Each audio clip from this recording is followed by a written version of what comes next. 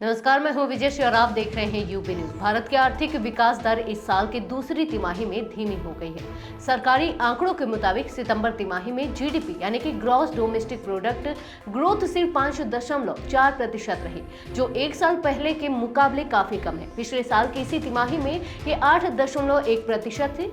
इसी तरह इस साल की पहली तिमाही में जीडीपी ग्रोथ 6.7% थी।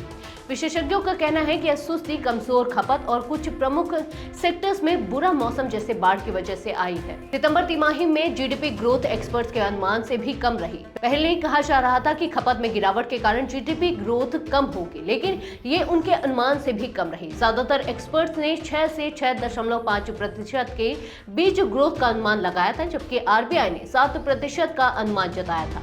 रॉयटर्स द्वारा दिए गए एक सर्वे में भी जीडीपी ग्रोथ 6.5% रहने का अनुमान था, लेकिन यह 5.4% तक गिर गई। एक और महत्वपूर्ण पैमाना है रियल ग्रॉस वैल्यू एडेड यानी कि जीवीए, जो अर्थव्यवस्था की गतिविधियों को मापता है। सितंबर तिमाही में यह केवल 5.6% बढ़ा, जबकि पिछले साल की इसी तिमाही में यह 7.7% था। इसका मतलब यह है कि इस साल की दूसरी तिमाही में आर्थिक गतिविधियां धीमी रही हैं। नॉमिनल जीवीए ग्रोथ भी घटकर 8.1% रही, जबकि पिछले साल यह 9.3% थी। जीडीपी ग्रोथ में कमी की कई वजह हैं। बढ़ती महंगाई और ऊंची ब्याज दरें इसका मुख्य कारण है। इसके अलावा वेतन में ज्यादा बढ़ोतरी नहीं होने की वजह से भी खपत में कोई खास बढ़ोतरी नहीं हुई। यही कारण है कि केंद्रीय मंत्री जैसे कि वित्त मंत्री निर्मला सीतारमण ने आरबीआई से अपील की है कि वह ब्याज दरों में कटौती करे, ताकि कर्ज लेना सस्ता हो सके और आर्थिक गतिविधियों में सुधार हो। कॉर्पोरेट सेक्टर के जुलाई सितंबर तिमाही के नतीजे भी बहुत अच्छे नहीं रहे। बड़ी कंपनियों की ग्रोथ पिछले 4 सालों में सबसे कम रही। इसका असर शेयर बाजार पर भी पड़ा और वहां बड़ी गिरावट आई। इन नतीजों ने निवेश और व्यापार के विस्तार की योजनाओं को लेकर चिंता पैदा कर दी है, जिससे अर्थव्यवस्था पर दबाव बढ़ रहा है। अर्थशास्त्रियों का मानना है कि अब भी कुछ उम्मीद बाकी है और दूसरी छमाही में जीडीपी ग्रोथ बेहतर हो सकती है। आरबीआई ने 2024 व 25 के लिए जीडीपी ग्रोथ का अनुमान 7.2% रखा है, जो पिछले साल के 8.2% से कम है। अगर आरबीआई ब्याज दरों में कटौती करता है तो इससे खपत में बढ़ोतरी हो सकती है और अर्थव्यवस्था को फायदा हो सकता है। दूसरी तिमाही में कृषि सेक्टर में 3.5% की ग्रोथ देखी गई, जो पिछले कुछ महीनों से बेहतर है। हालांकि मैन्युफैक्चरिंग सेक्टर में सिर्फ 2.2% की वृद्धि रही, जबकि माइनिंग सेक्टर में -0.1% की गिरावट आई।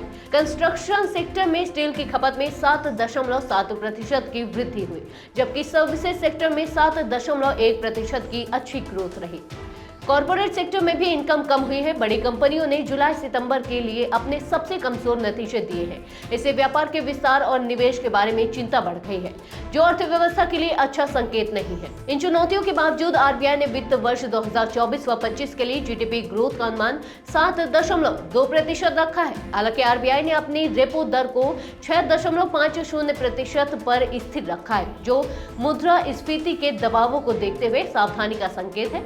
यदि सरकार और आरबीआई कुछ सुधारात्मक कदम उठाते हैं तो इससे अर्थव्यवस्था को समर्थन मिल सकता है। आर्थिक विशेषज्ञों का कहना है कि चुनाव के बाद राज्य सरकारों के खर्च में बढ़ोतरी और कृषि क्षेत्र में बेहतर फसल के बाद ग्रामीण मांग में सुधार हो सकता है। इसके अलावा अगर सरकार और आरबीआई कुछ राहत देने वाले कदम उठाते हैं तो दूसरी छमाही में जीडीपी ग्रोथ में सुधार हो सकता है। तो यह थी हमारी आज की एक खास रिपोर्ट। आपको ये कैसी लगी, अपने विचार हमसे साझा करें। इस वीडियो को लाइक और शेयर करें, साथ ही चैनल को सब्सक्राइब करें। यूबी न्यूज आपके लिए लाता रहेगा देश विदेश से जुड़ी ऐसी ही तमाम खबरें। तब तक के लिए धन्यवाद।